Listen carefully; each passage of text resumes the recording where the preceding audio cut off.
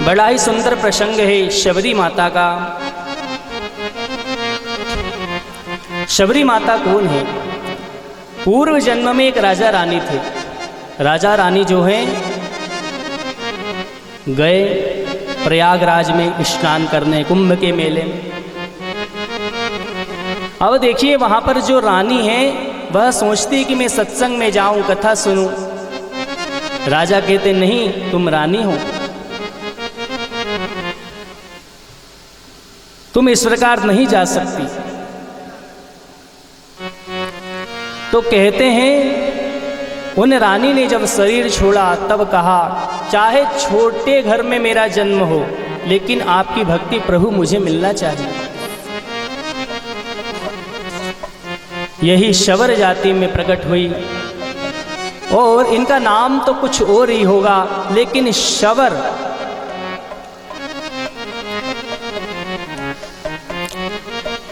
उन्होंने धैर्य धारण किया राम दर्शन के लिए, इसलिए उनका नाम शबरी हुआ।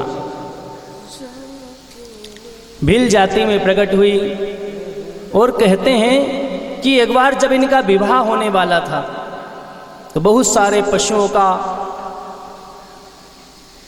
वध होने वाला था, उन्हें इकट्ठा किया गया। और कहते हैं शबरी माता ने अपनी माँ से पूछा कि ये सब किस लिए आए हैं? बोले कल तुम्हारा जब विवाह होगा तब इनको मारेंगे और इनका जो मांस है वो सबको खिलाया जाएगा। शबरी माता के हृदय में एकदम दुख हुआ, द्रवित हो गई, रोने लगी। बोले मेरे कारण अकारण ही इनका वध होगा। अरे क्या इनके अंदर जीव नहीं है जो इनका इस प्रकार से वध करेंगे? बंधुओं, एक छोटी सी सुई भी लगती है किसी के शरीर में, मनुष्य के में, तो कितना दर्द होता है। और यदि किसी के ऊपर आप तलवार छुरा करोगे तो उन्हें कितना दर्द होगा। व्यक्ति तो वही है जो स्वयं अपने ऊपर जो बीते वही दूसरे के साथ में करे। आज शबरी माता ने सबके पिंजरे खोल दिए, सबको भगा दिया है कि किसी का वध नहीं होने दूंगी। और वहां से वह चल करके मतंग ऋषि के आश्रम पर आई। उस समय उसे आश्रम में प्रवेश नहीं मिल रहा है, तो वह क्या करती, रात्रि में ही सेवा करती, झाड़ू लगा देती, समीधा बीन करके ला देती मतंग ऋषि की सेवा में। अब देखिए यहां सेवा तो होती पर सेवा करने वाला दिखाई नहीं देता। ये कितनी बड़ी भावना है। आप सेवा कीजिए पर दिखाई मत दीजिए, ये सेवा का सच्चा भाव है। मतंग ऋषि ने एक रोज देख लिया कि ये करके कौन जाता है, तब वे बड़े प्रसन्न हुए। उसने कहा मुझे आपके आश्रम में रहना है। अब मतंग ऋषि जो है उनका नाम ही मतंग है। मतंग एक नाम हाथी का भी है। हाथी जो है नगर में आया और लोग उसके पीछे लग गए, कुत्ते भी भौंकने लगे, हाथी को कोई फर्क नहीं पड़ता।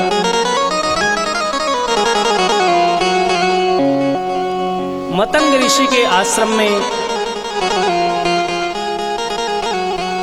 हमारे सुलगांव से पंडित जी पधारे, यहीं पर विद्यमान है, वो निरंतर कथा सुनते हैं। उनके लिए जोरदार ताली। जय श्री राम। मतंग ऋषि महाराज जो हैं उन्हीं के संरक्षण में रहती है, सेवा करती है, प्रभु का नाम जप करती है। और मतंग ऋषि ने जब अपने शरीर को छोड़ा तब कहा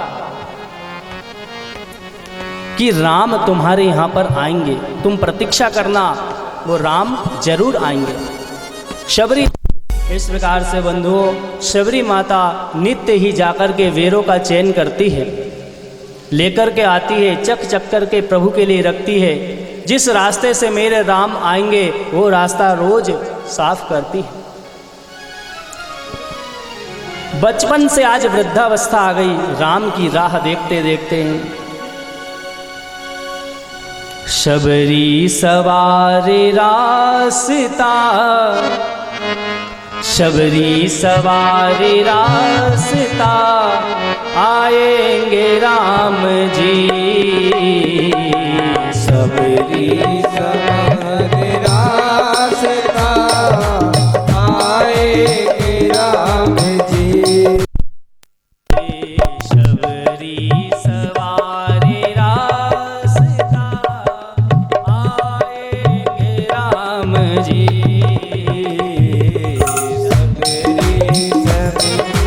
रास्ता आएंगे राम जी।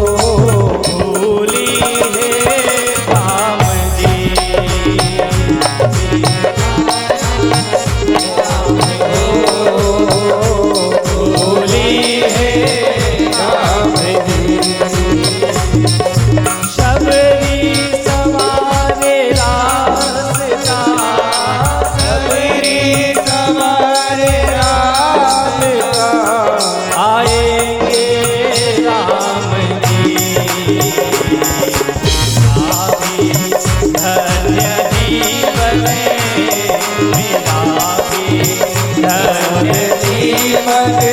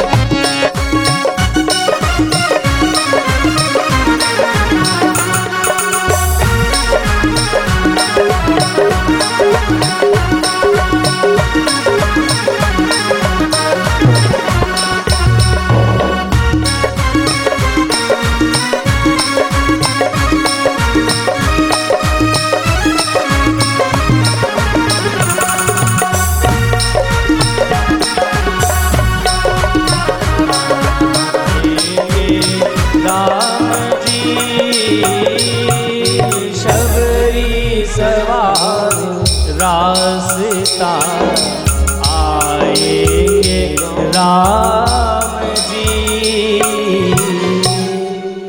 वह राहें निहारती है, पलकों में अश्रों को सजाती है कि मेरे राम आएंगे। कितना विश्वास है, प्रभु आते हैं। सभी मुनियों की जगह पर जाते हैं और पूछते हैं कि शबरी माता का आश्रम कौन सा है, वे कहाँ रहती है।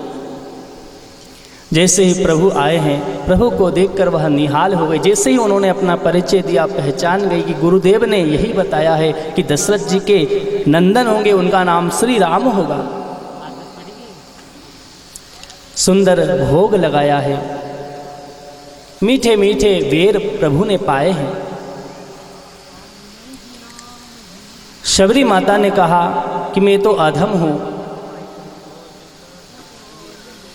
भगवान ने कहा, भामिनी मैं तो एक ही नाता मानता हूँ, वह नाता है भक्ति का। भक्तिहीन नर सोहई कैसा, बिना भक्ति के नर की शोभा नहीं है।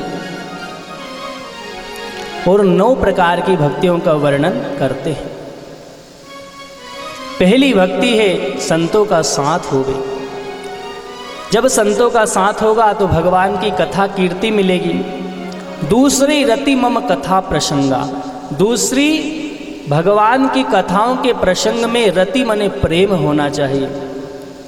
तीसरी भक्ति है गुरुदेव के चरणों में सेवा करना। और चौथी भक्ति है बिना कपट के प्रभु के गुणों को गाना, उनका स्मरण करना।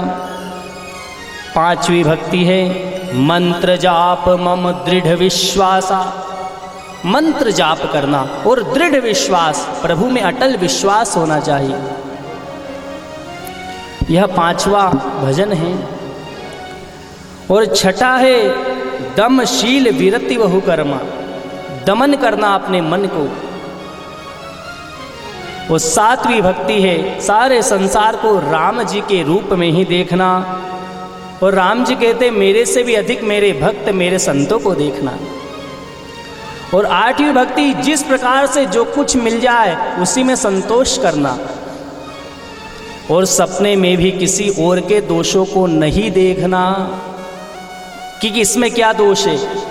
दोष देखना है तो अपने ही देखो कि बुरा जो देखन में चला बुरा न मिलिया कोई, जो जग खोजा जो दिल खोजा अपना तो मुझसा बुरा न कोई। अपने आप को हम देखें, सपने हूं नहीं देखई पर दोष।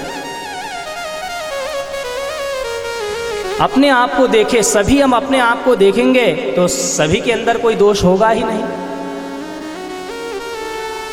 अपने आप को यदि देखेंगे तो नवम सरल सब सन छल ही ना।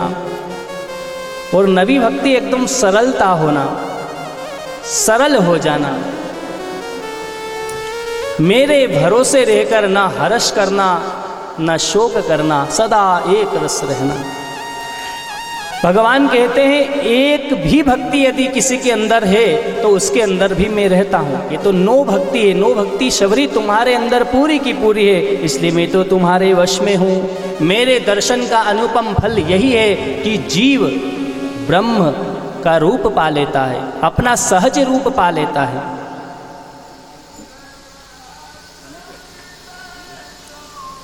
भगवान कहते मेरा ऐसा दर्शन है, मेरा ऐसा मानना है कि जीव को अपना सहज रूप पा ही लेना चाहिए। एक सिंह का बालक था, बिछड़ गया और लग गया वह भेड़ों के साथ में। अब वह भेड़ों के साथ में जा रहा है, छोटा सा था, उनमें मिल गया। वे जैसे चलती वैसे वह भी चलता। एक दिना वन में बस के मृगराज की नारी ने नार जायो। एक दिना वन में बस के मृगराज की नारी ने नार जायो। काहू गडरिया के संग लगो, बाने बाही भेड़न बीच चरायो। भूल गयो पुलकानी सबे, बड़ो ही भयो तब दूब चरायो। ऐसे ही आत्मज्ञान बिना नर, भूल के ब्रह्म से जीव कहायो। इस प्रकार से वह सिंह जो है भूल गया। लेकिन जब कोई बड़ा सिंह उसे मिला, उसने कहा अरे तुम तो शेर हो, इनके साथ में क्यों रहते हो? बोले बचपन से इनके साथ में रहता हूँ। जब उसने ज्ञान कराया तब वह उसने सोचा कि मैं भी सिंह हूँ, तब वह सिंह के साथ में रहने लगा। ऐसे ही कोई गुरुदेव हमको जब बताते हैं कि तुम तो साक्षात ब्रह्म रूप हो, माने ये जो जीव रूप है यह जीव का नहीं है, यह सब ब्रह्म रूप है। और भगवान कहते हैं कि सुख दुख ये जितने भी होते हैं सब शरीर को होते हैं, आत्मा को तो कुछ नहीं होता, क्योंकि वह तो ब्रह्म रूप है। अब यहाँ पर बंधुओं इस प्रकार से भगवान कहते हैं कि जिसके अंदर ये भक्ति है वह मेरा रूप पा लेता है, मेरा दर्शन पा लेता है। उस शबरी जी को दर्शन देकर शबरी मैया भगवान के धाम को गई है और प्रभु वहां से फिर आगे चले। शबरी मैया ने बता दिया पंप सरोवर पर चाहिए, वहां सुग्रीव से मित्रता कीजिए।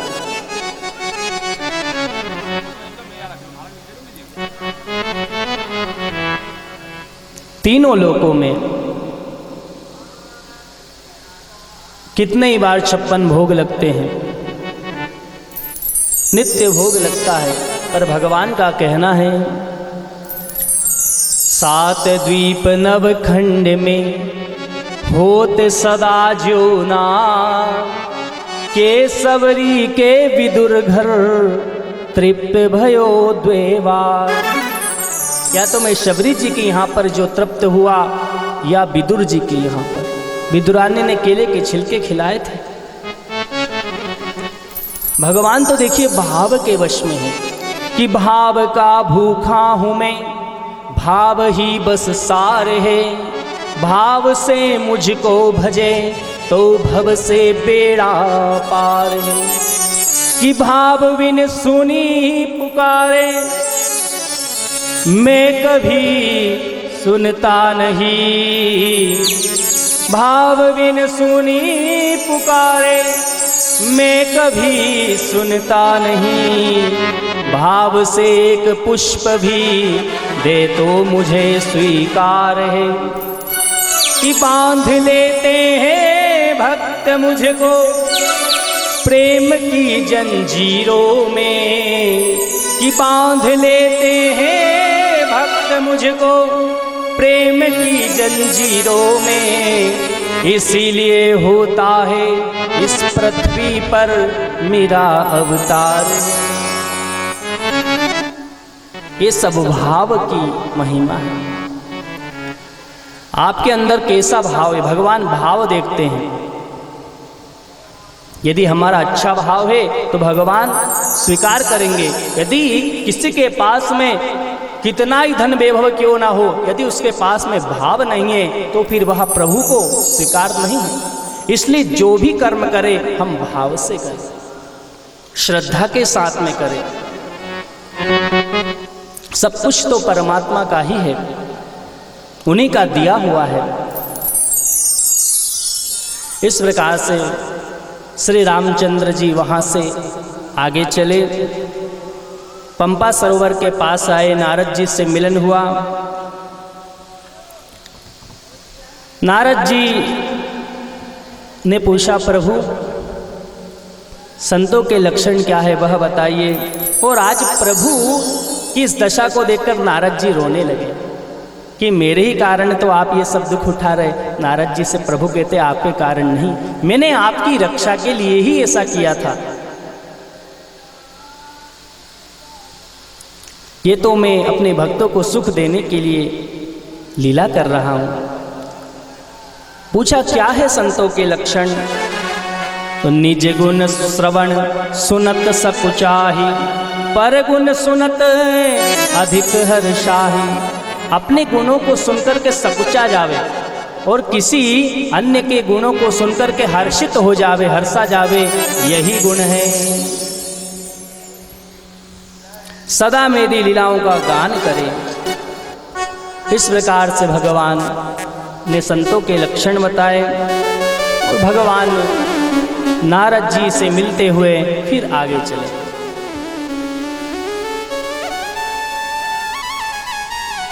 ओ आगे चले,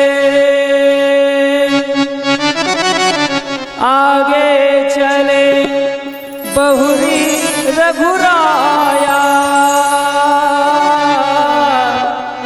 ऋष्यमुख पर्वत नियराया। राम सिया राम, सिया राम जय जय राम। राम सिया राम, सिया राम जय जय राम। आगे चले बहुरी रघुराया, ऋष्यमुख पर्वत नियराया। ओ राम सिया राम, सिया राम जय जय राम। राम सिया राम, सिया राम जय जय राम। मंगल भवरे अमंगल हारी, मंगल भवया मंगलहारी, रस रसे अजिरे बिहारी। बोलो राम सिया राम, सिया राम जय जय राम। सिया राम, सिया राम जय जय राम।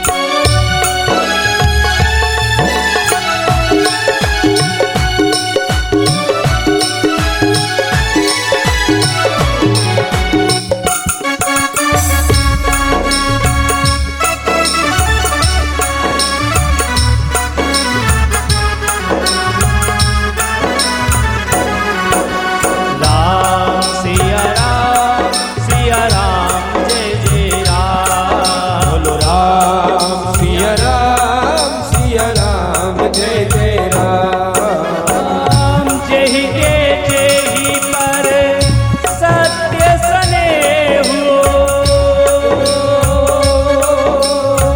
कह के कहीं पर सत्य स्नेहु। सो तेहि मिलइला कछु संदेहु। राम सिया राम, सिया राम जय जय राम। बोलो राम सिया राम, सिया राम। जय जय राम। आगे चले प्रभु, ऋष्यमुख पर्वत दिखाई दिया। सुग्रीव जी ने देखा तो सोचा ये बाली ने दो मेरे लिए भेजे हैं, इनके हाथ में धनुष बाण है। तो हनुमान जी से कहा, हनुमान जी राम प्रभु का जप करते हैं और हनुमान जी से कहा आप जाकर परीक्षण कीजिए। हनुमान जी विप्र रूप धारण करके पहुंचे हैं। माथ नाई पूछत अस भयं, सिर नवा करके पूछा, हो को तुम श्यामले गोर शरीरा, को तुम श्यामले गोर शरीरा, क्षत्रिय रूप फिरहूं बन वीरा। जय जय राम, राम सिया राम, सिया राम जय जय राम। कठिन भूमि कोमल पदगामी, कठिन भूमि कोमल पदगामी, कवन हेतु बन स्वामी। बोलो राम सिया राम, सिया राम जय जय राम, राम सिया राम, सिया राम जय जय राम। बोले हनुमान जी महाराज की जय हो। हनुमान जी महाराज का आगमन हुआ है और हनुमान जी पूछते हैं, विप्र रूप धारण करके आए हैं, आप कौन हैं जो कठिन भूमि पर चलते हैं? आपके शरीर तो बड़े सुंदर है, श्यामल है, गोर शरीर है। तब लखनलाल जी पूछते, पहले आप अपना परिचय बताइए तब हम अपना बताएंगे। बोले हम तो अपना परिचय बता ही देंगे, पहले आप अपना बताइए। बड़े कुशल हैं हनुमान जी महाराज, ज्ञानी नाम अग्रगण्यम, ज्ञानियों में अग्रगण्य है। तब रघुनाथ जी ने अपना परिचय दिया, कौशलेश दशरथ के जाए, हम पितु वचन मानी बन आए। हम दशरथ नंदन श्री राम हैं और ये मेरा छोटा भाई लखन है, और मेरी पत्नी सीता का हरण किया है राक्षस ने वन से, हम उसी की खोज कर रहे हैं। आपन चरित्र कहा हम गाई, हमने अपना चरित्र सुना दिया, अब अपनी कथा भी कहिए। प्रभु पहचानी परऊ गही चरना, सो सुख उमा जाई नहीं बरना। प्रभु को पहचान लिया और चरणों में गिर गए। सो सुख उमा जाई नहीं बढ़ना, उस सुख का वर्णन नहीं किया जा सकता। अपने निज हनुमंत रूप में आ गए हनुमान जी महाराज और कहते हैं, प्रभु मैं तो मंद हूँ, मोहवश हूँ, आपने भी मुझे भुला दिया। कुटिल हृदय अज्ञान, एक में मंद मोह बसे। कुटिल हृदय अज्ञान, उन प्रभु मोहि बिसारेऊं, दीन बंधु भगवान। एक तो मैं मंद हूं, मोहवश हूं, और आपने मुझे भुला दिया। कितनी दीनता है हनुमान जी के चरित्र में, कितनी विशालता है उनके हृदय की। इस प्रकार से हनुमान जी कहते हैं, और हनुमान जी से मिलकर के हनुमान जी ने कहा, प्रभु आप सुग्रीव से मिलिए, उनसे मित्रता करिए, वे बड़े दुखी हैं। और अपने कांधे पर बिठाकर सुग्रीव जी की गुफा पर हनुमान जी राम लखन को लेकर के आते हैं, सुग्रीव से मित्रता करवाते हैं। गुरु स्वरूप है हनुमान जी, आज सुग्रीव जीव स्वरूप है, राम जी ब्रह्म रूप है, और उन दोनों को मिलाने वाले गुरु रूप हनुमान जी है। हो जय जय जय हनुमान गोसाई, कृपा करहूँ गुरुदेव की नाई। राम सिया राम,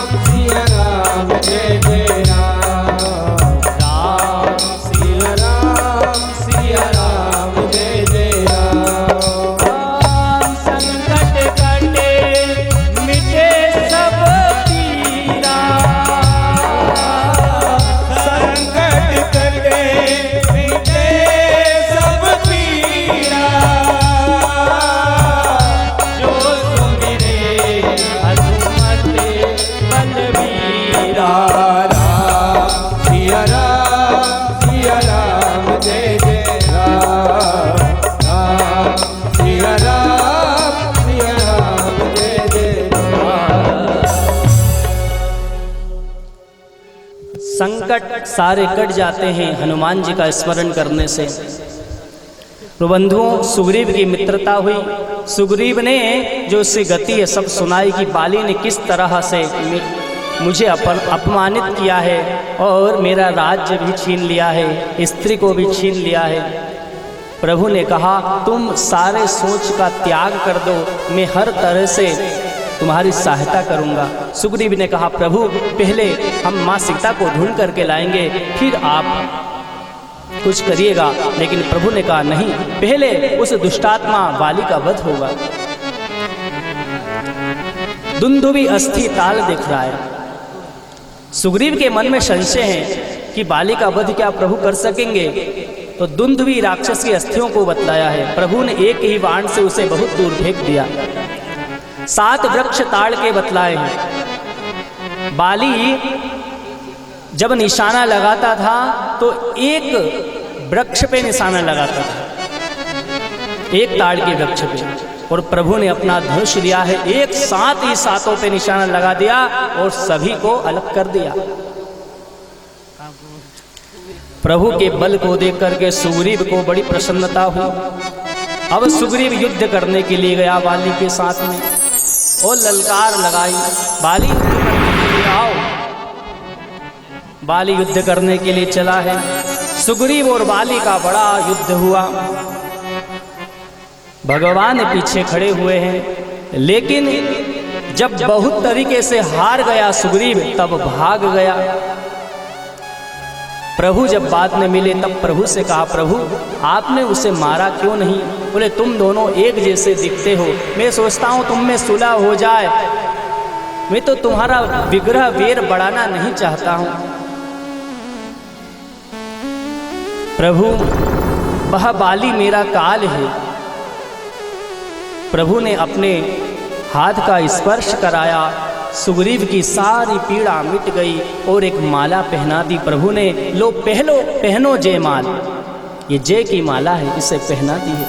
और फिर सुग्रीव युद्ध करने के लिए जाते हैं। फिर पुनः युद्ध हुआ। भगवान ने एक वृक्ष की ओट से एक बाण चलाया। जब बाली सुग्रीव को मारने ही वाला है, जब अंतिम दाव है जिसको बाली का दाव कहते हैं, उसी समय भगवान का वह बाण आया और बाली की छाती में लग गया। बाली गिर पड़ा। भगवान रामचंद्र जी उसके सामने आए। बाली ने कहा कि मैंने तो सुना है कि आप समदर्शी हैं, फिर आपने मुझे क्यों मारा? भगवान ने कहा मूढ़ तो ही अतिशय अभिमाना, तुम बड़े अभिमानी हो।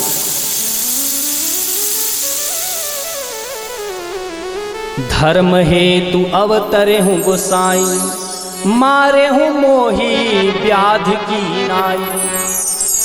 इस प्रकार से मुझे क्यों मारा प्रभु आपने? मैं बेरी हो गया और सुग्रीव आपका प्यारा हो गया, इसमें मेरी क्या गलती है? भगवान कहते हैं बाली अनुज बधु भगिनी सुत नारी, सुनु 60 कन्या समए चारी। अनुज बधु अपने भाई की स्त्री, भगिनी बहन, सुत नारी अपने पुत्र की स्त्री, ये और कन्या, ये सब एक समान होते हैं, कन्या के समान होते हैं। इनके ऊपर यदि कोई कुदृष्टि करता है तो उसका वध करने पर कोई पाप नहीं लगता है, और तुमने ये सब कार्य किया। मम भुज बल आश्रित ते ही जानी, मेरी भुजाओं का आश्रय जिस सुग्रीव को है उससे भी तुमने युद्ध करना चाहा। तब बाली ने कहा प्रभु आपके सामने मेरी चतुरता नहीं चल सकती है, मैं तो बड़ा ही अधम हूं। भगवान ने कहा कि तुम्हारे प्राणों को मैं अचल कर दूंगा। बाली ने कहा प्रभु मैं चाहे दुष्टात्मा हूं, मैं चाहे कैसा हूं, लेकिन अब आज इस समय तो मैं आपका दर्शन कर रहा हूं तो मेरे सारे पाप नष्ट हो गए हैं। हो जय जन्म जन्म मुनि जतनु कराही, अंत राम कही आवत राही। सिया राम जय जय राम, सिया राम। जन्म जन्म मुनि जतनु कराही,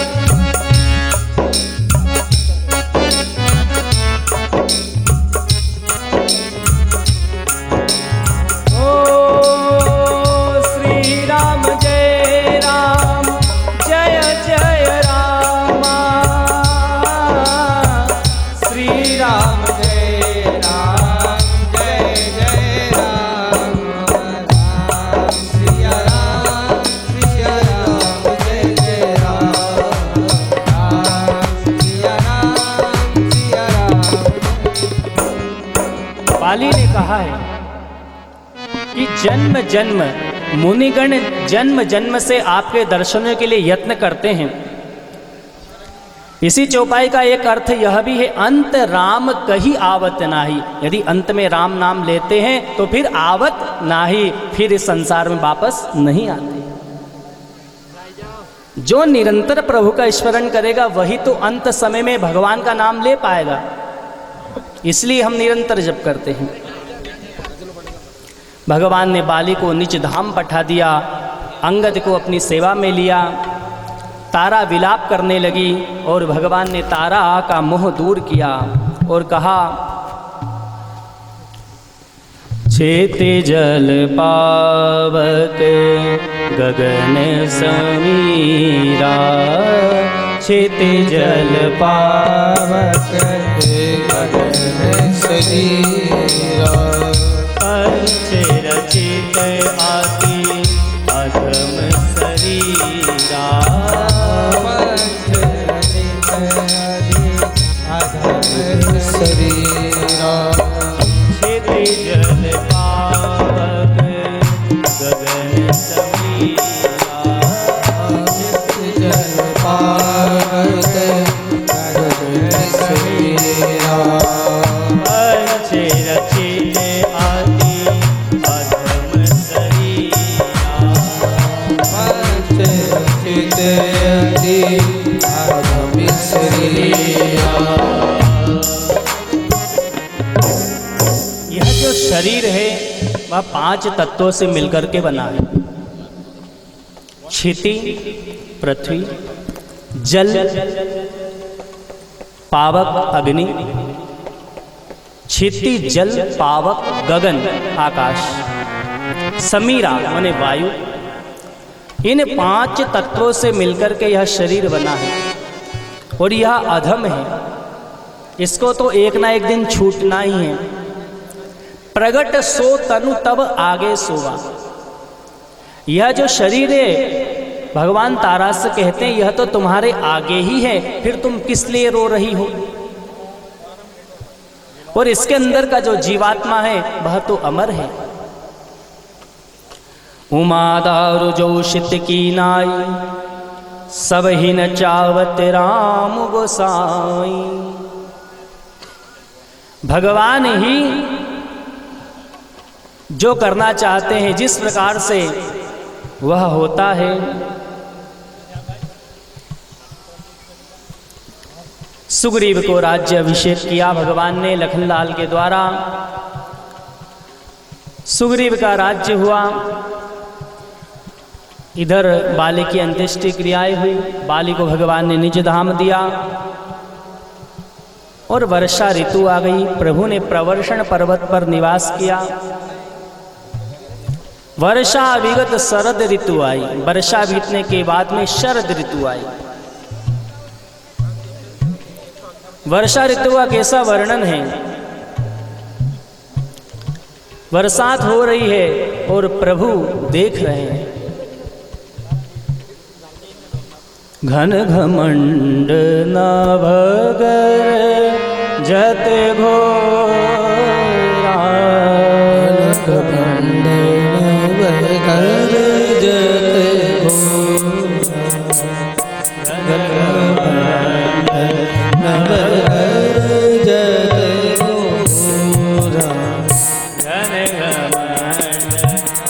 घन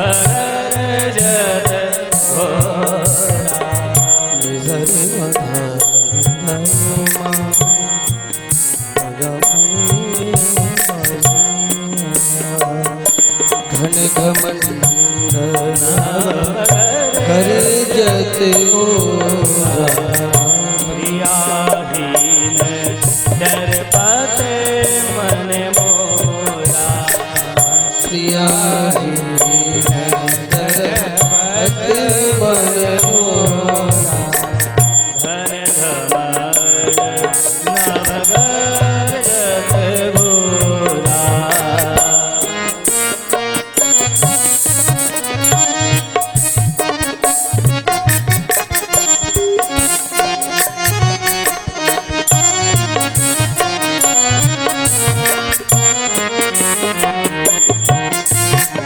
धन जो है गरज रहा है, बिजलियां चमक रही है, बरसात हो रही है। बिजली ऐसे चमकती है जिस प्रकार से हल की प्रीति स्थिर नहीं रहती। नदी तालाब सब भर गए हैं और मीन जो है वह सुखी हो गई। सुखी मीन जे नीर अगाधा जिमि हरि शरण न एक उगाधा। मीन इस प्रकार से सुखी होती है नीर अगाध में, जिस प्रकार से प्रभु की शरण लेने पर जीव सुखी हो जाता है। वर्षा इस प्रकार से बड़ी सुंदर वर्षा ऋतु का वर्णन है। निर्मल शरद ऋतु आई। लक्ष्मण जी से प्रभु कहते हैं तुम सुग्रीव के पास में जाओ। सुग्रीव सुधि मोरी बिसारी पावा राज कोशपुर नारी। सुग्रीव ने मेरी सुध विसरा दी है, राजकोशपुर खजाना मिल गया है और मेरी बातों का उसने विस्मरण करा दिया है। तुम जाओ लखन। लखनलाल तो इस बात के लिए तैयार पहले से ही है। और जही सायक मारा में बाली, जिस सायक से मैंने वाली को मारा है उसी सायक से सुग्रीव का वध करूंगा।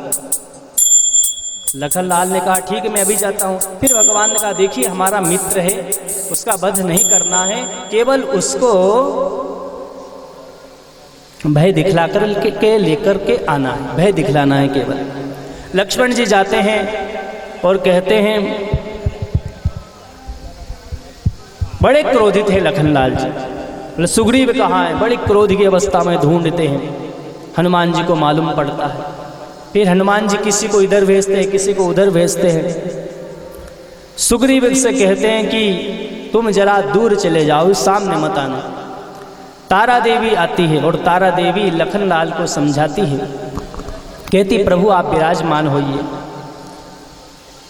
फिर लखनलाल को हनुमान जी सुग्रीव के कक्ष में लेकर के जाते हैं। सुग्रीव मिलता है और कहता है, विषयवस्य सुर नर मुनि स्वामी, मैं पावर पशु कपि अति कामी।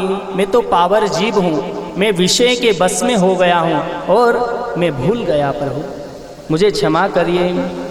यह गुण साधन ते नहीं होई, तुम्हारी कृपा पाव कोई कोई। जो गुण होते हैं ना वह साधन से नहीं होते हैं, वह तो आपकी कृपा से ही होते हैं।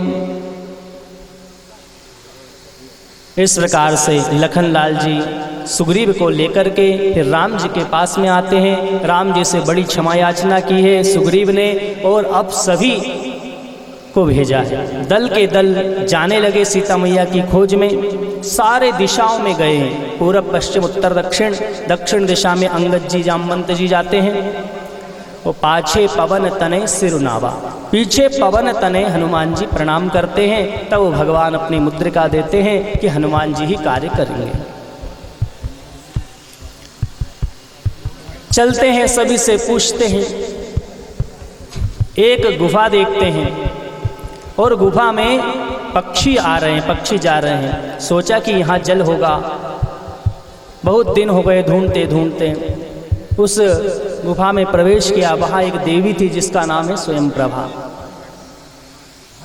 उस पुर को मैं दानव ने रचा है और उसी पुर में मैं दानव ने बड़ी साधना की थी, ब्रह्मा जी को प्रसन्न किया था और ब्रह्मा जी ने उसे वर दिया। उसने वरदान मांगा कि मैं शिल्प शास्त्र में विशारद हो जाऊं।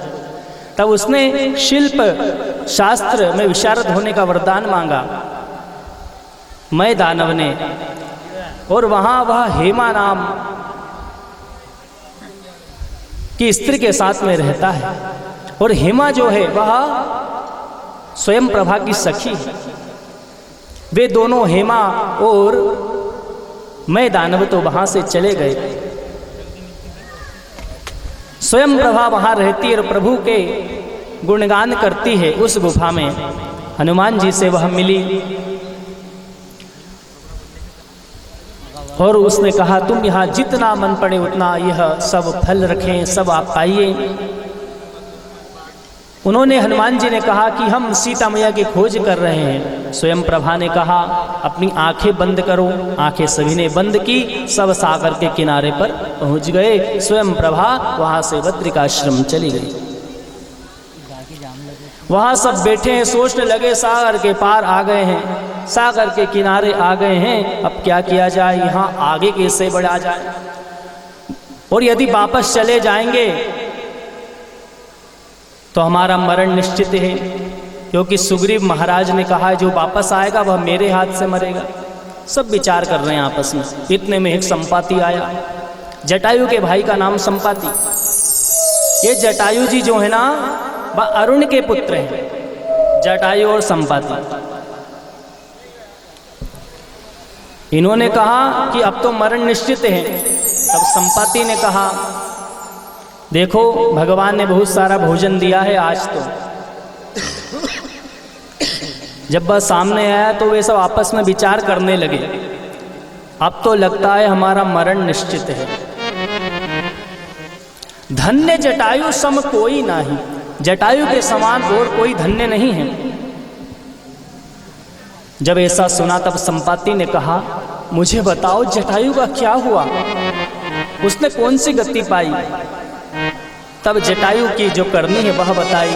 कैसे माता सीता की रक्षा के लिए उसने अपने प्राण त्याग दिए।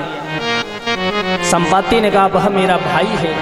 एक बार हम दोनों भाई आकाश मंडल में गए सूर्य भगवान को छीने के लिए, उनका स्पर्श करने के लिए।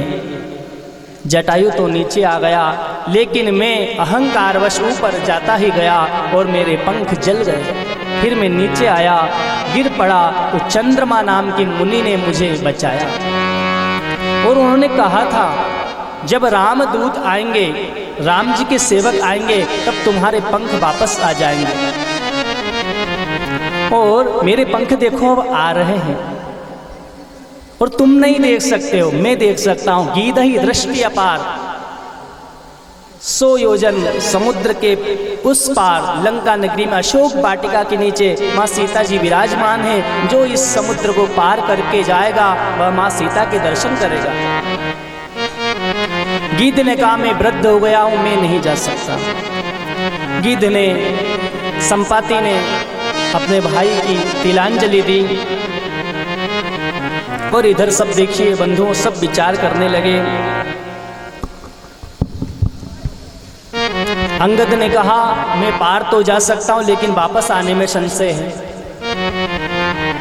किसी ने कहा मैं इतने योजन जा सकता हूं, किसी ने कहा मैं 70 योजन जा सकता हूं, किसी ने कहा 80 जा सकता हूं।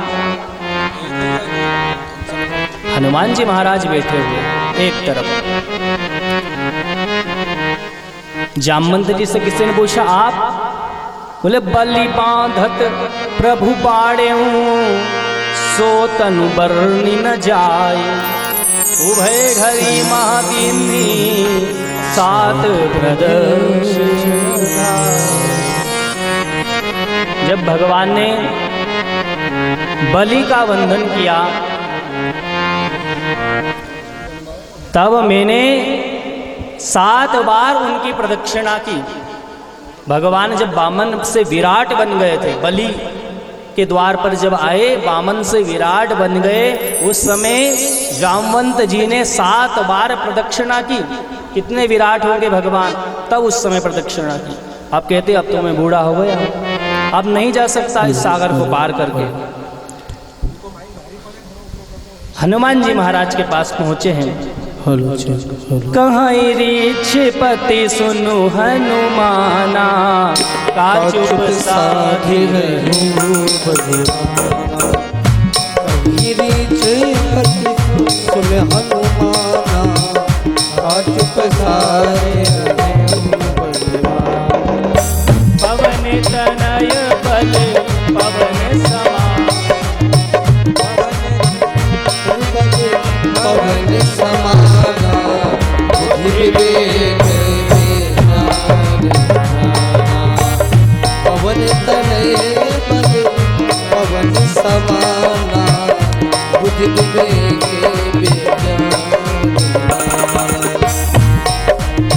राम राम राम सीता राम राम सीता राम राम राधा राम राम राम सीता राधा राम राम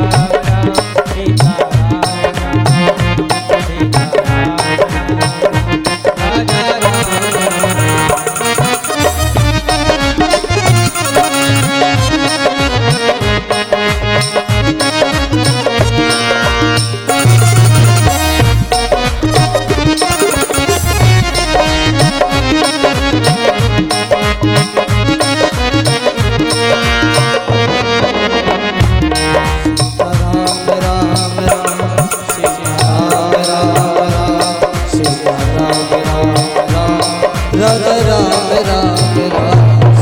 राम राम राम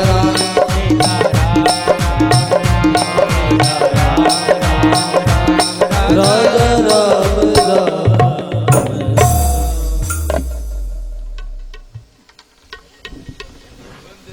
हनुमान जी महाराज से जब कहा कि आपने ऐसी चुप क्यों साध रखी, क्यों चुपचाप रहते हो। हनुमान जी महाराज ऐसे हैं जिनको अपने बल का भी ध्यान नहीं कि कितना बल है। तब जामवंत जी ने कहा पवन तनय बल पवन समाना, आपका बल तो पवन के समान है, आप तो बुद्धि और विवेक के निधान हो। राम काज के लिए ही तो आपका अवतार हुआ है, ऐसा कोई सा भी कार्य नहीं है जो आपके लिए कठिन हो। कनक बरन तन तेज विराजा, मानहु अपर गिरन कर राजा। इतना सुनते ही हनुमान जी महाराज विशाल हो गए, बड़े हो गए और सिंहनाद करी बारहि बारा, लीलहि नागऊ जल बार बार सिंहनाद करने लगे। जामवंत जी मैं आपसे पूछता हूँ, आप बताइए, मुझे शिक्षा दीजिए, मुझे क्या करना है। जामवंत जी ने कहा बस इतना ही करना, सीता जी की सुधि लेकर के आना है। तब निज भुज बल राजीव नैना, कौतुक लाग संग कपिसेना। उसके बाद में भगवान रामचंद्र जी जाएंगे सभी के साथ में और रावण का वध करेंगे, फिर माँ सीता को लेकर के आएंगे।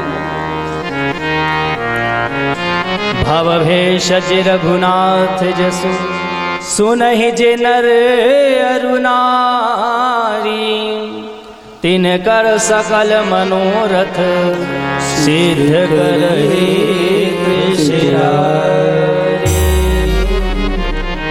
जो भगवान रघुनाथ जी के गुणगानों को सुनते हैं, कहते हैं, उनके सारे मनोरथ को भगवान त्रिपुरारी सिद्ध करते हैं।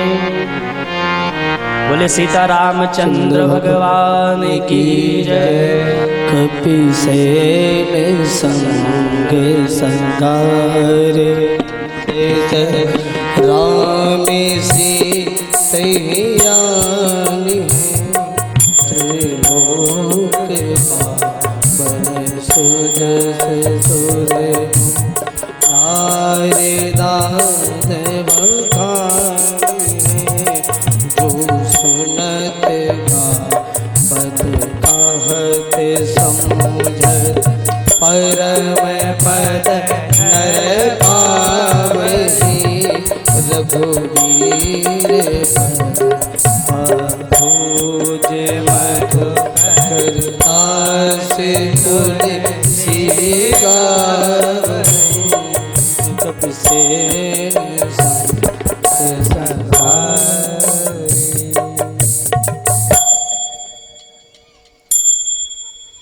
सुंदर कांड का प्रारंभ होता है शांतम शब्द से।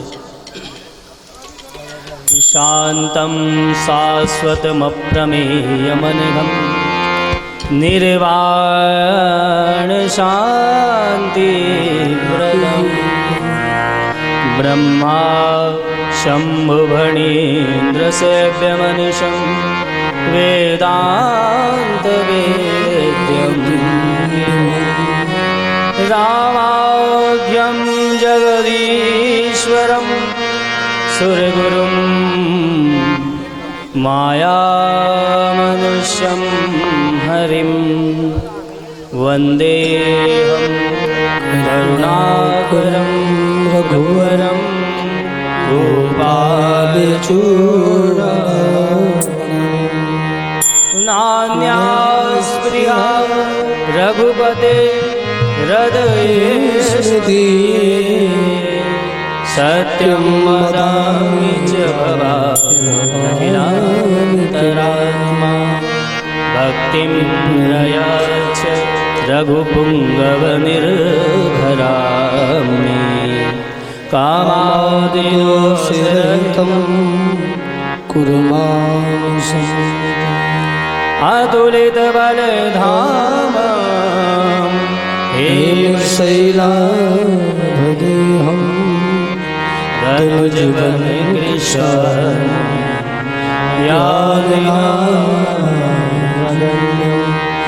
सकलगुणनिधानं वानरायणामधीशं रघुपतिप्रियभक्तं पारिजातं नमामि। भगवान को प्रणाम करते हुए, हनुमान जी को प्रणाम करते हुए सुंदर कांड में प्रवेश करते हैं। इस कांड का नाम सुंदर कांड क्यों है कि सिंधु तीर एक भूधर सुंदर, एक भूधर सुंदर है, लंका नगरी सुंदर है, और माँ जानकी जी का जिसमें चरित्र है ऐसा सुंदर चरित्र है, और हनुमान जी महाराज अति सुंदर है। 8 बार सुंदर शब्द का प्रयोग हुआ है, इसलिए इस कांड का नाम सुंदर कांड है। और जो सुंदर कांड का पाठ करते हैं उनका जीवन भी सुंदर हो जाता है। इसमें पहले ना कोई सोरठा आया ना कोई दोहा आया है। हर कांड में एक दोहा आया, एक सोरठा आया है, लेकिन यहाँ चौपाई से ही प्रारंभ हुआ है, क्योंकि इसके जो आराध्य देव हैं इस कांड के, वो है श्री हनुमान जी महाराज।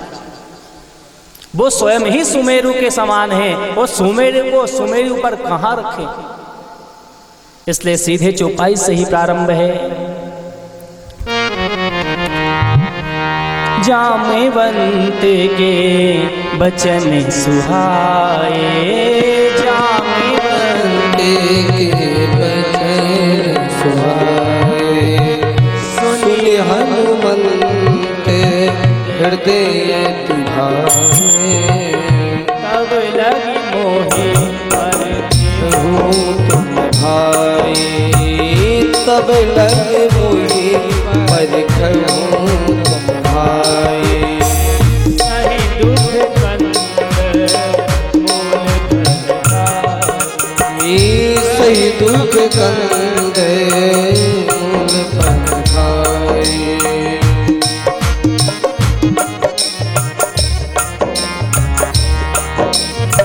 रामवंत जी के बड़े सुहावने शब्द लगे, सुहाए, बड़े सुहावने शब्द। हनुमान जी के हृदय में बहुत प्रकार से भाए हैं, और कहा आप सभी यहीं पर रहना, मैं जा रहा हूं। यहाँ सागर का पानी पी लेना, पर मैं जाऊंगा, जब तक वापस वहीं आऊं तब तक यहीं रहना। क्या मतलब है? चाहे आप जो भी पूजन पाठ कर रहे हो, सूर्य भगवान को अर्घ दे रहे हो तो देते रहिए, जो आप पूजन पाठ कर रहे हो करते रहिए, अपना उस नियम को मत छोड़िए, क्योंकि एक ना एक दिन प्रभु जरूर मिलेंगे। हनुमान जी वापस आएंगे और सीता जी की खबर लेकर के आएंगे। मुझे बड़ा हर्ष हो रहा है। कोई भी कार्य आप करने के लिए निकलो, यदि आपके मन में हर्ष है तो कार्य निश्चित होगा।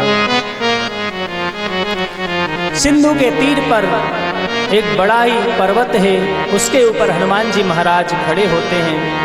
और जिस प्रकार से रघुवीर के बाण चलते हैं उसी प्रकार हनुमान जी गति लेते हैं।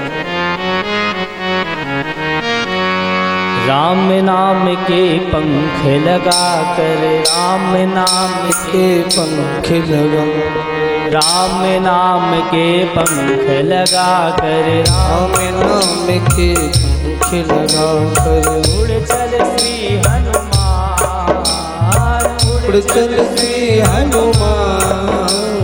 राम नाम के पंख लगा कर, राम नाम के पंख लगा कर, उड़ चल श्री हनुमान, उड़ चल श्री हनुमान। जय राम श्री राम, जय राम श्री राम।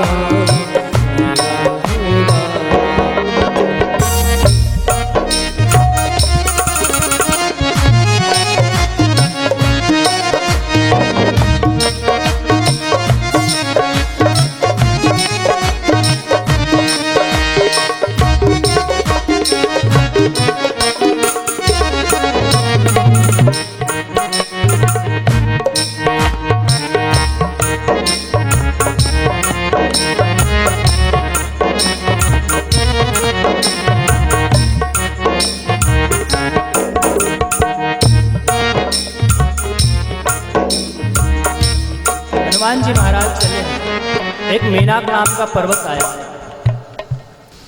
मेनाक नाम के पर्वत ने कहा, प्रभु आप यहाँ विश्राम कीजिए। हनुमान जी ने उसका स्पर्श किया। हनुमान तेहि परसा कर पुनि कीन प्रणाम, राम काज किन्हे बिनु मोहि मैं राम जी के कार्य से जा रहा हूँ, मैं विश्राम नहीं कर सकता। वहाँ से भगवान आगे बढ़ गए।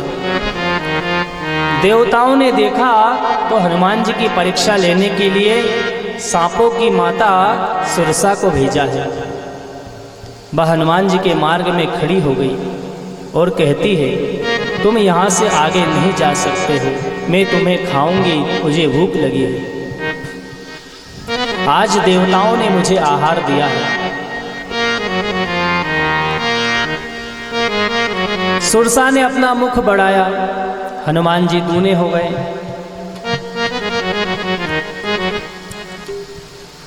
राम काजू करि फिर में आव, माता मैं राम जी के कार्य को पूर्ण करके फिर आ जाऊंगा, फिर खा लेना। जो जन भरते ही बदन पसारा, वह मुख बढ़ाती हनुमान जी भी बढ़ते जाते हैं। किशोरह जो जन मुख ते ठयो, किशोरह जो जन मुख ते ठयो, तुरते पवन सुते बत्तीस भयो, तुरते पवन सुते बत्तीस भयो।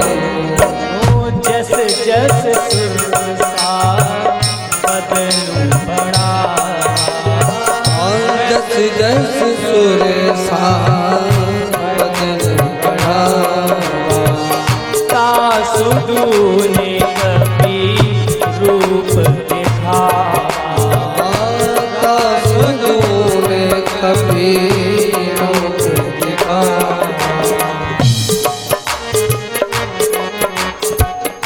जिस प्रकार से सुरसा अपना मुख बढ़ाती है, हनुमान जी दूने होते जाते हैं। सुरसा ने 100 योजन मुख कर लिया। हनुमान जी ने सोचा कि यदि मैं 100 योजन का मुख करूंगा, अपने आप को इतना बड़ा कर लूंगा, तो ये कोई प्रतिज्ञा, कोई परीक्षा तो चल नहीं रही है। एक चरण मेरा राम जी के पास में जाएगा, एक लंका नगरी में पहुंच जाएगा। राम जी के पास जाएगा तो कोई बात नहीं, लेकिन लंका में जाएगा तो लोग सोचेंगे एक चरण कहाँ से आ गए। तो हनुमान जी महाराज छोटे हो गए। अब 100 योजन के मुख में कोई छोटा सा रूप धारण करके चला जाए तो क्या मालूम पड़ेगा। हनुमान जी महाराज अंदर गए हैं और उसके मुख में घूम करके वापस आ गए और कहा, मैं बाहर आ गया हूं आपके मुख में जाकर के। उसने सुरसा ने कहा, तुम बल बुद्धि के निधान हो, जाओ तुम रघुनाथ का कार्य अवश्य करोगे, मैं तुम्हारी परीक्षा लेने के लिए आई थी। और हनुमान जी महाराज वहां से आगे चल दिए। यह देखिए पहली बाधा जो है देवता लोगों ने उपस्थित की। फिर इसके आगे बढ़े हैं तो एक सिम्हिका नाम की राक्षसी सागर में रहती है। वह क्या करती है, जो पक्षी ऊपर आकाश में उड़ते हैं उनकी छाया को पकड़ लेती है, फिर उन्हें अपने वश में करके खा लेती है। हनुमान जी के साथ में भी उसने ऐसा ही किया।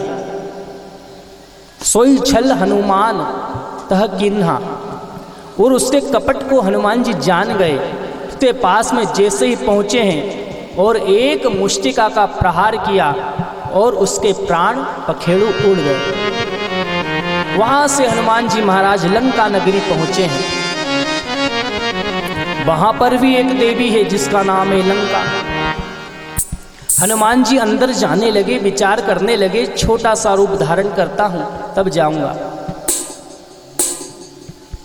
लंका नगरी बड़ी सुंदर है, छोटे से मशक के समान हो गए। जैसे ही अंदर जाने लगते हैं, लंकिनी ने देख लिया, मेरे से बचकर कोई अंदर नहीं जा सकता। मेरा आहार ही है चोरों का आहार करना, मैं लंकिनी हूं। हनुमान जी ने कहा, वाह री लंकिनी, और एकदम से विशाल काय देह धारण करके एक मुष्टिका का प्रहार किया है और वह तो गिर पड़ी, रुधिर निकलने लगा। उन्हें संभारी उठी सो लंका, जोरी पानी कर विनय सशंका। जब रावण ही ब्रह्मवर दिन्हा, चलत बिरंची कहा मोहि चिन्हा। रावण को ब्रह्मा ने जब वरदान दिया तब मुझसे कहा था, कोई कपि आएगा और उसकी मुष्टिका से यदि तुम विकल हो जाओ तब समझ लेना कि रावण का विनाश निश्चित है। और बड़ी सुंदर चौपाई में कहती है कि मेरा पुण्य नहीं है, अति पुण्य नहीं है, बहुत ज्यादा पुण्य नहीं है, पुण्य बहुता। कि ताते मोरे अति पुण्य बहुता, ताते मोरे अति पुण्य बहुता। देखई नयन राम कर दूता, देखई नयन राम कर दूता।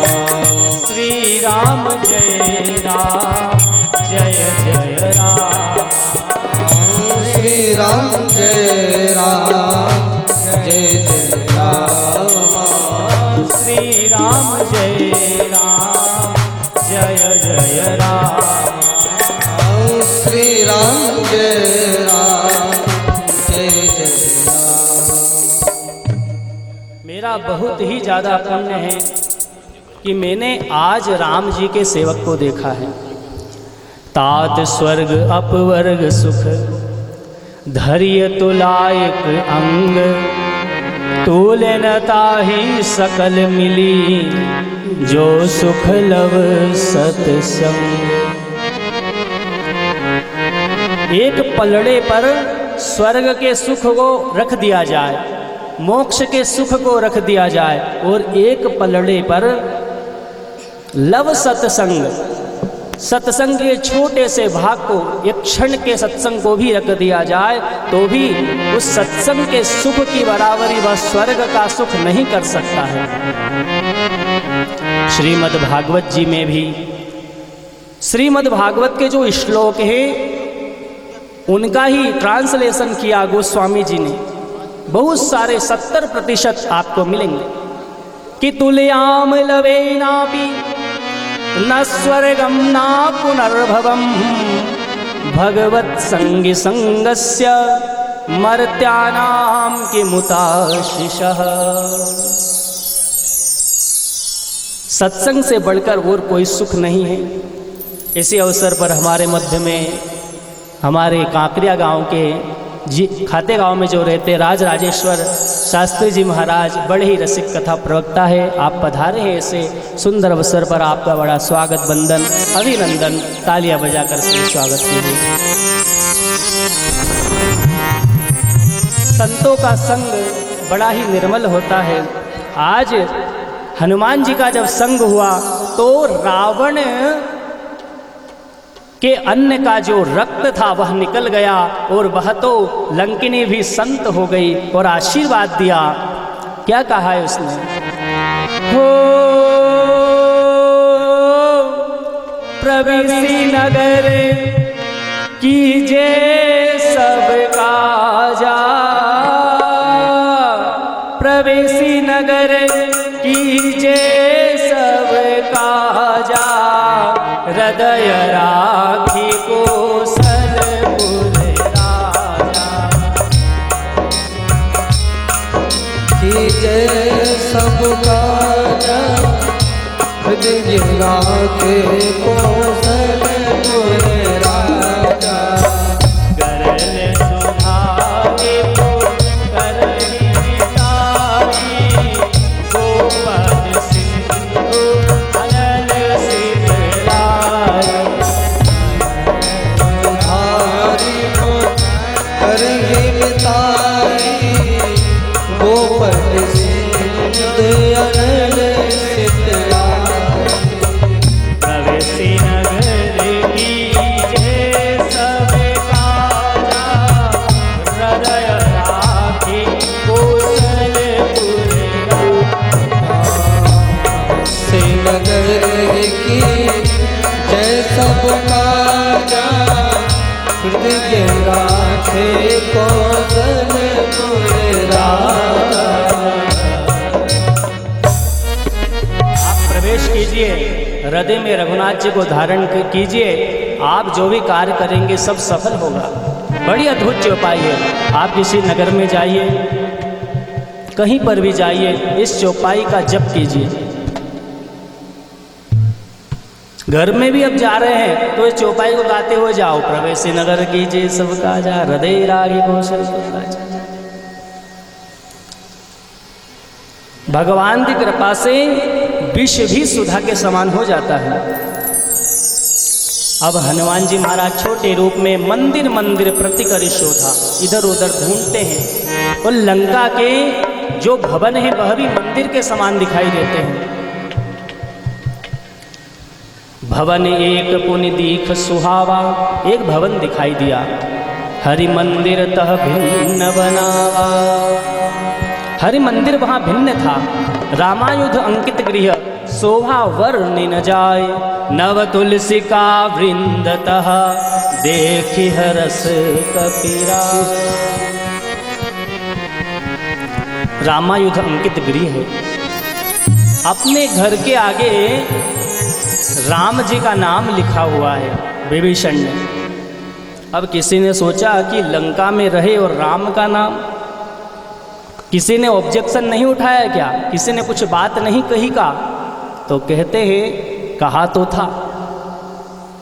रावण के पास में लोगों ने कहा, विभीषण को बुलवाया गया तो विभीषण ने कहा मैं अच्छा ही तो करता हूँ। बोले क्या अच्छा करते हो? राम का नाम क्यों लिखते हो?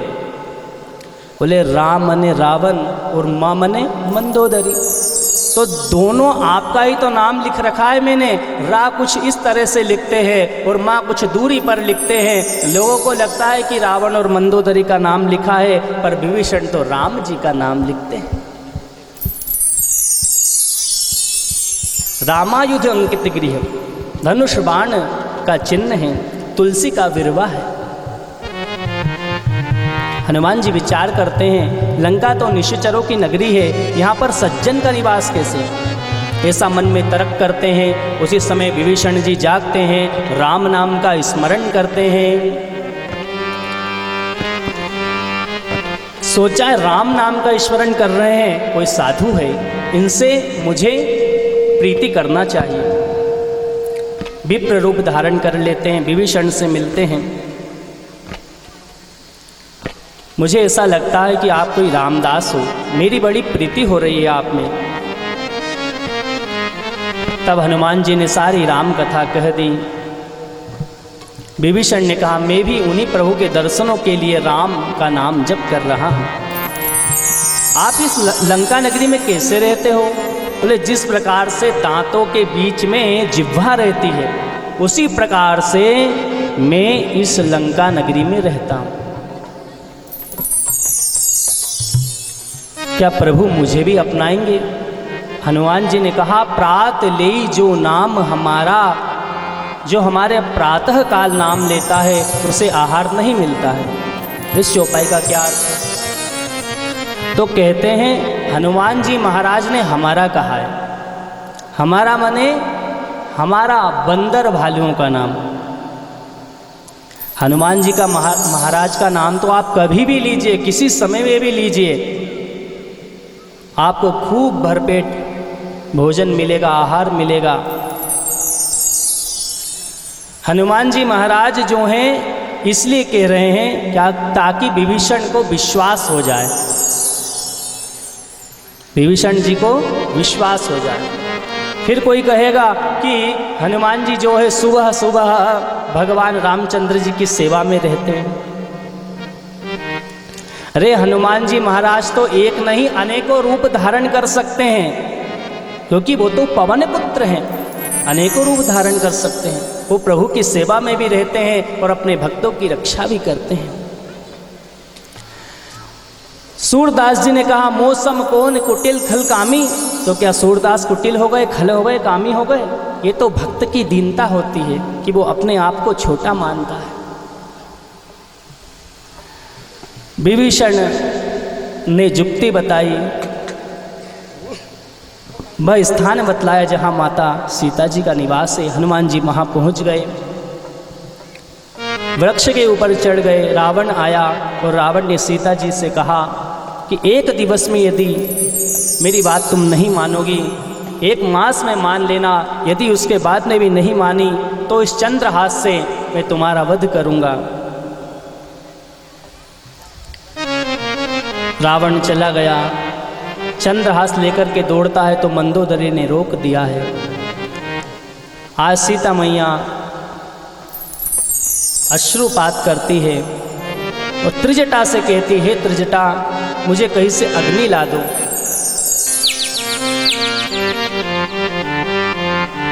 कहीं से कोई अंगारा गिर जाए तो मेरा दुख दूर होवे।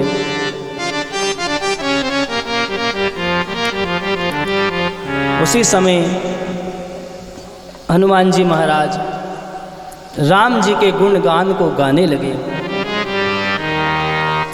राम कहानी सुनो रे, राम कहानी,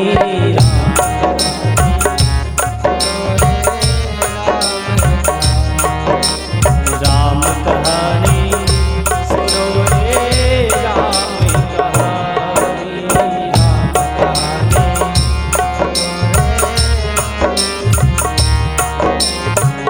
कहते सुनते आवे,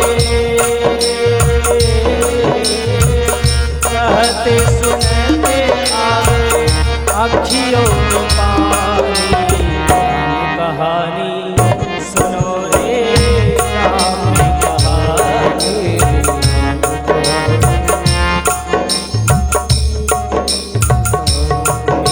श्री राम जय राम जय जय राम, श्री राम जय राम जय जय राम, श्री राम जय राम जय जय राम, श्री राम जय राम जय जय राम।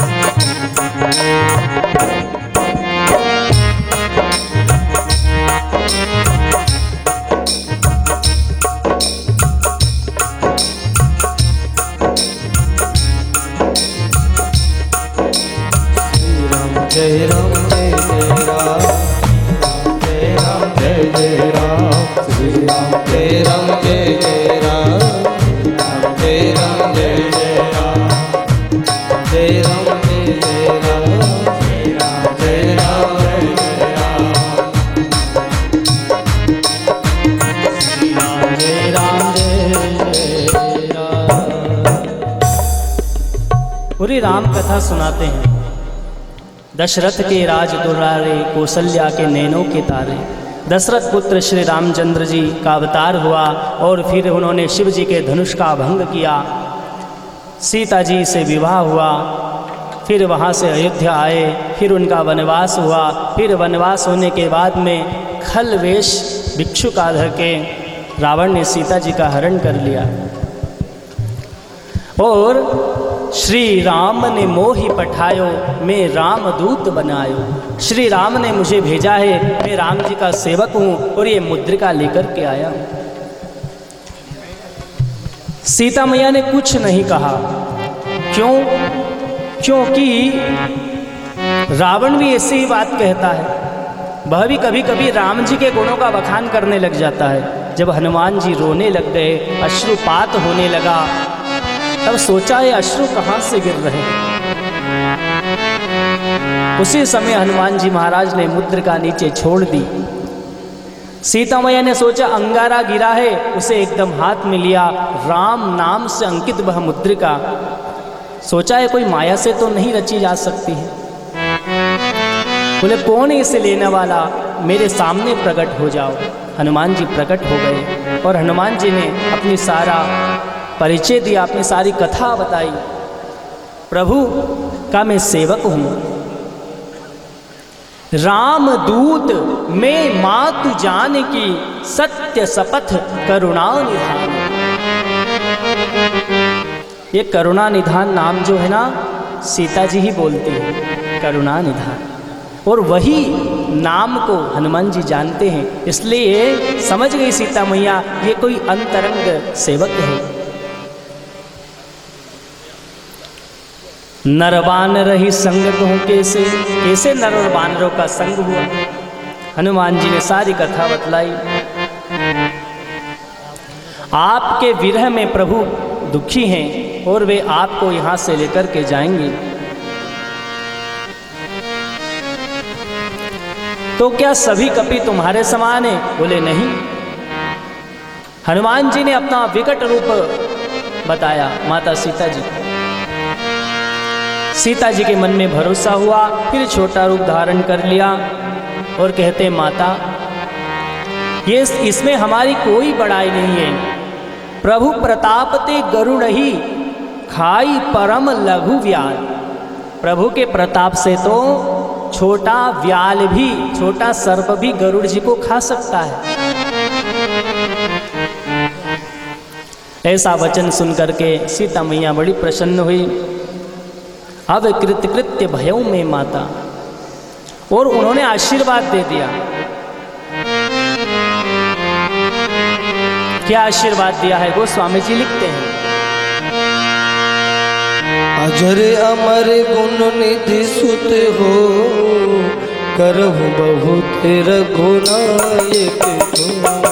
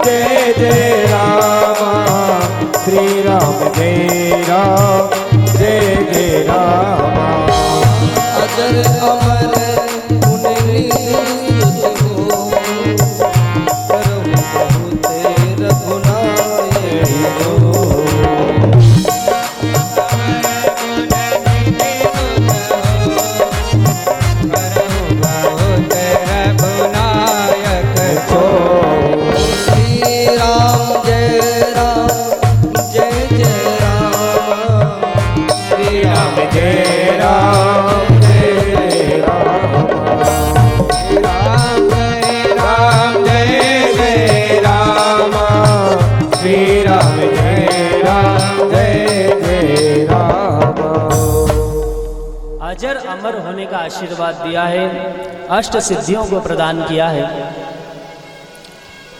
अष्ट सिद्धि नव निधि के दाता, असवर दीन जानकी माता। प्रभु तो हनुमान जी महाराज तो एकदम प्रेम में डूब गए। प्रभु भक्ति का आशीर्वाद मिला है और कहा मुझे भूख लगी है माँ। अभी तक जो भी मिला सब कहते हैं कि मैं तुम्हें खाऊंगा, मैं तुम्हें खाऊंगी, लेकिन कोई देने वाला भी तो मिले। और माँ से ही बच्चा मांग सकता है, माँ से ही बालक कह सकता है। और मुझे बड़ी भूख लगी है, ये वृक्ष जो सुंदर फल है मैं उन्हें पाना चाहता हूँ। सीता मैया ने कहा कि यहाँ जो सुबट है ये रक्षा करते हैं इस वन की, तो उनका भय मुझे नहीं है। माता सीता ने आज्ञा दे दी। हनुमान जी महाराज वन के फल खाने लगे, वाटिका उजाड़ने लगे। सेवक आए, हनुमान जी को मारने लगे तो कछु मारसी कछु मर्दसी, कछु मिले धरी धूरी, कछु पुनि जाई पुकारे, प्रभु मरकट बल भूरी। कुछ को मारा, कुछ को नीचे घसीट दिया, और कुछ जाकर के रावण के पास में पुकारते हैं कि एक बड़ा भारी बंदर आया है जिसने सारी वाटिका को उजाड़ दिया। अक्षय कुमार आया है, अक्षय कुमार का वध कर दिया हनुमान जी महाराज ने, अक्षय का क्षय कर दिया। मेघनाद आया है, मेघनाद ने बड़ा विकट युद्ध किया, लेकिन जीती न जाए प्रभंजन जाया। हनुमान जी जीते नहीं जा सकते। मेघनाद भी मूर्छित होने लगा तो ब्रह्म अस्त्र ते ही सांधा, ब्रह्मास्त्र का संधान किया है। हनुमान जी ने विचार किया यदि ब्रह्मास्त्र को नहीं मानूंगा तो ब्रह्मा जी की महिमा घट जाएगी। उन्होंने ब्रह्मास्त्र से अपने आप को बंधवा लिया। शिव जी कहते हैं जिनका नाम जप करने से व्यक्ति का बंधन छूट जाता है, उन प्रभु के भक्त हनुमान जी बंधन में आ गए हैं। ये तो हनुमान जी प्रभु का कार्य करने के लिए बंधे। सभा में लेकर के गए हनुमान जी को, सभी हंसने लगे। हनुमान जी ने बहुत प्रकार से समझाया रावण को। कह लंकेश कवन ते कीसा, केहि के बल घाले ही बन खीसा। किसके बल से आए हो और यहाँ उजाड़ किसके बल से कर रहे हो? क्या मेरे बारे में तुमने नहीं सुना है? मारे निशिचर के ही अपराधा, निशिचरों को क्यों मारा है? हनुमान जी ने कहा जिसके बल से ब्रह्मा हरि और ईश्वर शिव जी पालन सृजत और हरण करते हैं, इस पृथ्वी का पालन करते हैं, इसका संहार करते हैं, इसे प्रकट करते हैं, जिनके बल से मैं उन्हीं प्रभु का सेवक हूँ, उन्हीं का दूत हूँ। जिन्होंने त्रिशरा खरदूषण का वध किया है और जाके बल लवलेश ते जीते हूँ चराचर झारी, तासु दूत में जाकरी हरि आने हो प्रिय नारी। और जिनकी लवलेश छोटे से बल को पाकर के तुमने सारे संसार को जीत लिया है, उन्हीं का मैं सेवक हूँ। मैंने तुम्हारी प्रभुता को जाना है। सहस्र बाहु के साथ में तुम्हारा युद्ध हुआ था, बाली के साथ में भी तुम्हारा युद्ध हुआ था, सब जानता हूँ मैं। और देखो मैं भूखा था, खायो फल प्रभु लागी भूखा। वो कपि का स्वभाव तो होता ही है तोड़ फोड़ करना, अपने स्वभाव से ही मैंने वन को उजाड़ दिया। और जिन्होंने मुझे मारा उनको मैंने भी मारा। और अब मैं आपसे विनती करता हूँ मेरी बातों को सुनो और सीता मैया को रघुवीर के पास भेज दो और उनकी शरण ग्रहण कर लो। वे तो प्रणतो पाल हैं, वे तुम्हारे अपराध को नहीं गिनेंगे और तुम्हें क्षमा कर देंगे। देखो राम नाम के बिना शोभा नहीं है वाणी की, इसलिए मद और का त्याग करके देखो।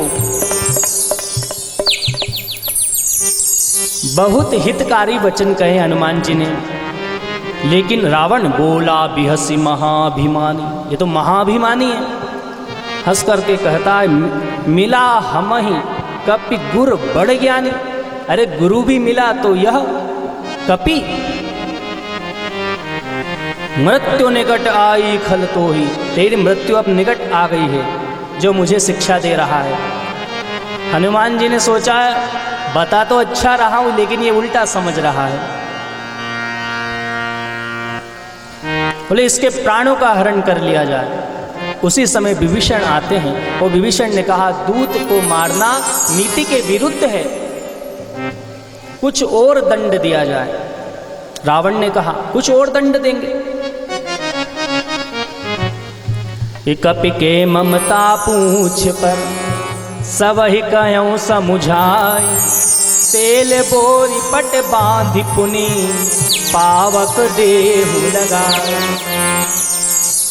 कपि की ममता पूंछ पर होती है और इसकी पूंछ को बांध करके उसमें कपड़ा लपेट करके आग लगा दी जाए। पूंछ नहीं रहेगी तो यह बहुत दुखी होगा और अपने स्वामी से जाकर के हमारी बात बतलाएगा। इस प्रकार से रावण ने आदेश दिए। हनुमान जी महाराज की पूंछ में लोग आग लगाने लगे, तरह तरह से कपड़े आदि लेकर के आए और हनुमान जी महाराज की पूंछ में जैसे ही आग लगी, हनुमान जी महाराज छोटे हो गए। एक पर्वत पर गए, दूसरे पर्वत पर गए, लंका के नगरों में घूमे, इधर उधर महल पर गए और कहते हैं उलटी पलटी लंका सब जारी, कूदी परा पुनि सिंधु मझारी। सारी लंका जल गई महाराज। क्यों जली? साधु अवज्ञा कर फलु ऐसा, जरई नगर अनाथ कर जैसा। साधु की अवज्ञा की है इसलिए लंका नगरी जल गई।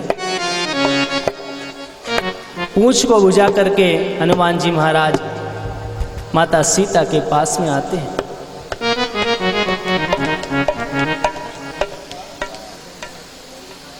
मातु मोहि दीजे कछु चीन्हा, मातु मोहि दीजे कछु चीन्हा। जैसे नायक मोहि दीना, जैसे रघुनायक मोहि दीना। चूड़ामणि तारी कर गया, चूड़ामणि तारे नंदे। हर्ष समेत पवन सुत नयन, हर्ष समेत पवन सुत नयन। माता मुझे कुछ निशानी दो ना। तो मैया सीता जी ने अपनी चूड़ामणि दी है। हनुमान जी ने हर्षित होकर उसे लिया और कहा मैया आप धीर धारण करना। सीता मैया ने कहा दीन दयाल दीन दयाल बिरदु संभारी,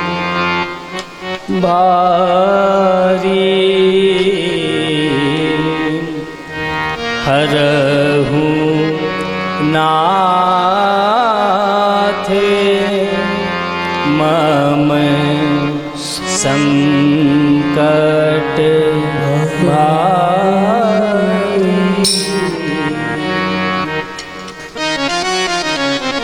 हे रघुनाथ मेरे संकट जो भारी है उसे आप हरण कीजिए, ऐसा कहना प्रभु से जाकर।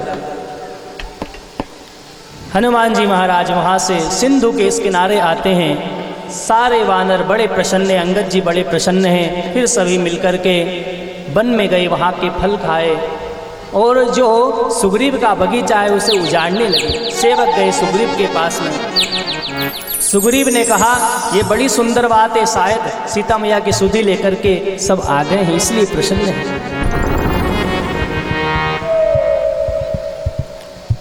हनुमान जी महाराज पहुँचे प्रभु के पास में। जामवंत जी ने बताया कि हनुमान जी किस प्रकार से गए और उन्होंने लंका का दहन किया, सारी बात बताई। फिर हनुमान जी महाराज माता सीता जी की खबर देते हैं। कहूँ तात के ही भांति जान की, रहती करती रक्षा स्व प्राण की। किस प्रकार से जानकी जी रहती हैं? तो नाम पाहरू दिवस निशि, ध्यान तुम्हारे कपाट, लोचन निज पद जंत्रित, प्राण जान। देखिए आपका जो नाम है ना वह पहरेदार बना हुआ है, और ध्यान जो है वह कपाट है, द्वार है। द्वार खुलेगा तभी तो प्राण जाएंगे। और लोचन निज पद जंत्रिता, उस द्वार में जो ताला लगा है वह ताला क्या है? आपके जो 2 चरणारविंदे का ध्यान है वही ताला है। चलते समय मुझे चूड़ामणि दी है। नाथ जुगल लोचन भरी बारी, बचन कहे कछु जनक कुमारी। मैया सीता ने कहा है कि मन क्रम वचन से मैं तो आपकी अनुरागिनी हूँ, मुझे आपने किस अपराध से त्यागा है? एक ही अवगुण है कि मैंने आपके वीर्य में प्राणों का त्याग नहीं किया है। राम जी के भी नेत्रों में अश्रु आ गए। इस प्रकार से हनुमान जी कथा सुनाते हैं। कह हनुमंत विपति प्रभु सोई, हनुमंत विपति प्रभु सोई। जब तब सुमिरने भजन न होई, जब तब सुमिरन भजन न होई।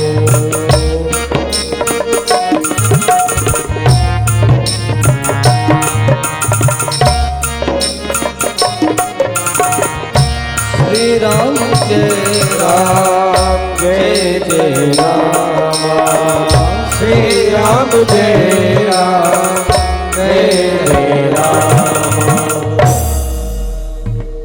हनुमान जी महाराज कहते हैं प्रभु सबसे बड़ी विपत्ति तो यही है कि आपके नाम का स्मरण न हो, और सबसे बड़ी संपत्ति है आपके नाम का स्मरण हो जाए। और हनुमान जी महाराज को तो आज प्रभु ने अपने हृदय से लगा लिया कि मैं आपके ऋण से कभी उऋण नहीं हो सकता। प्रभु ने हनुमान जी को हृदय से लगा लिया और फिर सभी मिलकर के सागर के तट पर पहुँचे। जब प्रभु ने पयान किया है सुशगुन होने लगे, और इधर लंका में सभी ने रावण को समझाया, मंदोदरी ने समझाया, माल्यवंत ने समझाया, विभीषण समझाने के लिए आते हैं। विभीषण जी ने कहा सुमति कुमति सबके उर रही, सुमति कुमति सबके उर रही। पुराने निगम अस्थाई,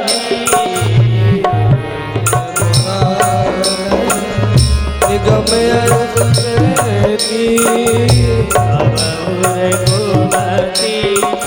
बसी विपरीता, बसी विपरीता।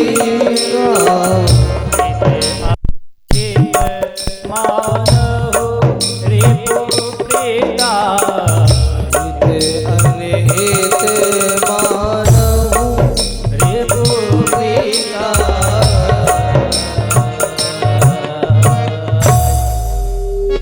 सुमति और कुमति तो सबके हृदय में बसती है, लेकिन जहां सुमति तह संपत्ति नाना, जहां पर सुमति होती है वहां संपत्ति होती है, और जहां कुमति होती है वहां विपत्तियां ही विपत्तियां होती हैं। और आपके हृदय में कुमति बसी हुई है। आप सीता जी को राम जी को दे दीजिए, उनके पास में छोड़ आइए।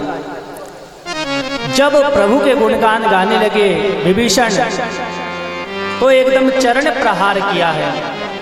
विभीषण ने कहा कि भैया मैं तो आपको समझा रहा हूँ, और विभीषण कहते मैं अब यहाँ से जा रहा हूँ। विभीषण वहाँ से अपने सचिवों के साथ में रामचंद्र जी के दर्शन करने के लिए पहुँच जाते हैं सागर के तट पर।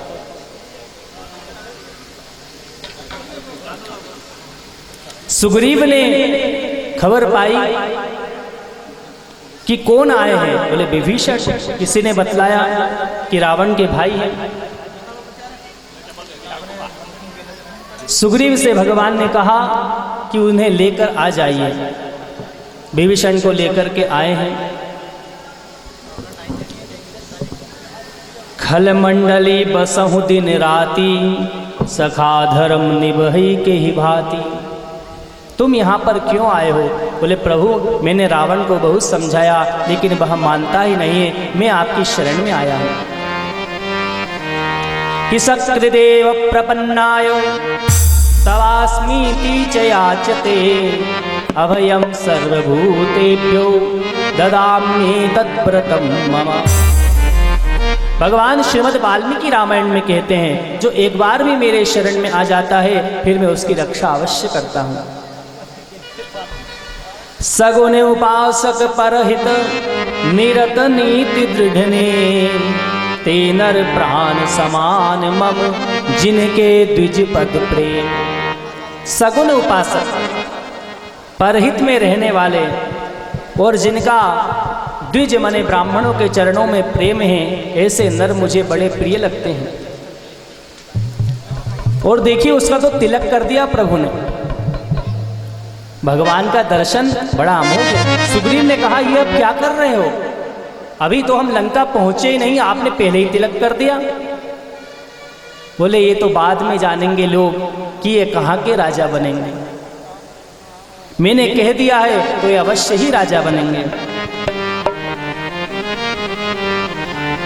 ऐसे प्रभु को छोड़ करके जो नर और किसी को भजते हैं, वे तो बिना पूछ के पशु के समान माने जाते हैं। इतने में ही जो रावण के सेवक आए थे दृश्य को देखने के लिए कि विभीषण का क्या होता है देख करके आओ, वो प्रकट होकर के प्रभु के गुणों को गाने लगे कि जो संपत्ति शिव जी ने 10 माथ को चढ़ाने पर रावण को दी, वही संपत्ति सकुचा कर प्रभु ने विभीषण को दी। कैसे दयालु प्रभु, किस प्रकार से प्रभु के गुणों का बखान करते हैं। सुग्रीव ने उन्हें पकड़ लिया और लक्ष्मण जी ने एक पत्रिका दी है। पत्रिका लेकर के वे सभी रावण के पास में पहुँचे और पत्रिका को सुनाया